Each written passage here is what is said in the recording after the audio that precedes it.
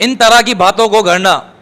اور جو اصل صوفی ہیں وہ تو اللہ کے ولی ہوتے ہیں, لیکن جو ڈھونگی صوفی بن کے گھومتے ہیں وہ تو اللہ کے ولی ہونے کے لیے مسلمان ہونے کی شرط بھی نہیں لگاتے.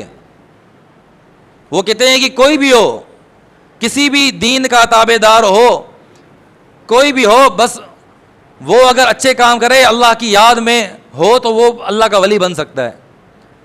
اگر یہ ہوتا تو آپ علیہ الصلوۃ والسلام کو کبھی اللہ پاک اپنے دین کی تبلیغ کرنے کے لیے اس زمین پر نہیں بھیجتے.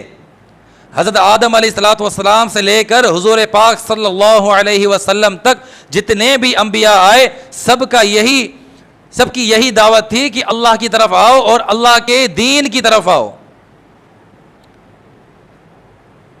میں نے خود ایک بندے سے سنا, اس نے کہا کہ وطائے فقیر بہت مشہور ہے, اس کے بارے میں کہا کہ یہ بندہ جو ہے یہ بہت بڑا اللہ والا گزرا ہے اور یہ بندہ مسلمان نہیں تھا.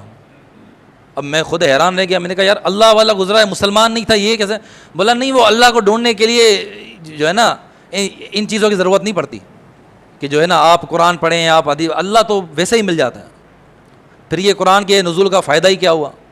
پھر تو حضور آ کے صرف یہی سمجھاتے کہ بھائی اللہ کو ڈھونڈو, بس نہ قرآن ہوئی نہ حدیث ہوئی, معاذ اللہ, صرف جو ہے بس وہ حضور پھر وہ طریقے سکھا کے جاتے کہ یہ طریقہ اختیار کرو اللہ مل جائے گا, یہ طریقہ اختیار کرو.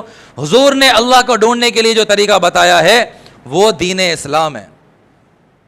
لیکن ہم نے